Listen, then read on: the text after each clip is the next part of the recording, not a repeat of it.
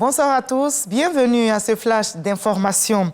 Nous commençons par le Conseil des ministres tenu ce mercredi au Palais présidentiel sous la houlette du chef de l'État, Alassane Ouattara. Les membres du gouvernement ont évoqué plusieurs points, entre autres les réformes en vue de construire une administration publique performante. Dans le secteur des mines, du pétrole et de l'énergie, le gouvernement ivoirien donne son accord pour la prorogation de l'exploitation du gisement pétrolier Baobab dans notre pays. Je vous propose d'écouter le porte-parole du gouvernement, le ministre Amadou Coulibaly. Au titre du ministère des Mines, du Pétrole, de l'Énergie, en liaison avec les ministères concernés, le Conseil a adopté 5 décrets. Le premier décret porte renouvellement de l'autorisation exclusive d'exploitation du gisement pétrolier et gazier Baobab du bloc CI 40, détenu par un consortium conduit par la société canadienne Natural Resources International Côte d'Ivoire, SARL. Cette société opère sur la base d'un contrat de partage de production signé en avril 1998 pour une durée de 30 ans. Le présent décret proroge le contrat d'une durée supplémentaire de 10 ans pour assurer à l'opérateur l'amortissement des investissements prévus sur la période 2025-2027 pour le développement de la phase 5 du champ pétrolier à hauteur de 1,12 milliard de dollars américains.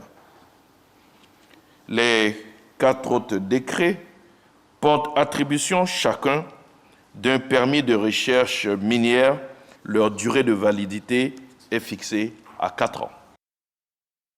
À 20h, on vous promet de faire un focus sur les cantines scolaires dans la région de Gbeke. Ce programme gouvernemental, vous le savez, qui vise à garantir quotidiennement un repas de midi aux enfants à l'école. Alors, on s'interrogera comment fonctionnent ces cantines. Les enfants arrivent-ils à se nourrir convenablement pour bien se porter et bien assimiler les cours dispensés? Eh bien, la rédaction de RTI 1 a enquêté pour vous. Vous aurez tous les éléments de réponse dans l'édition de 20h, une édition à ne pas rater surtout. L'Afrique du Sud accueille depuis ce matin une réunion du G20 sans les États-Unis.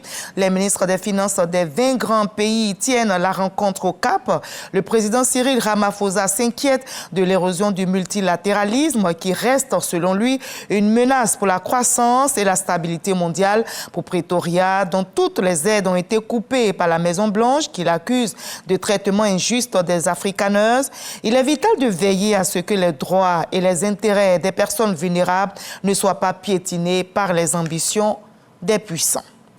Au Burkina Faso, le verdict est tombé. 3 djihadistes ont été condamnés à la prison à vie. La justice les accuse d'avoir attaqué simultanément l'état-major des armées burkinabè et l'ambassade de France à Ouagadougou. C'était le 2 mars 2018. Cette double attaque avait fait 8 morts et 85 blessés. L'opération avait été revendiquée par un groupe terroriste lié à Al-Qaïda. Les accusés, poursuivis pour actes terroristes, complicité d'assassinat et complicité de tentative d'assassinat, ont reconnu leur rôle dans l'attaque et leur appartenance à un groupe djihadiste.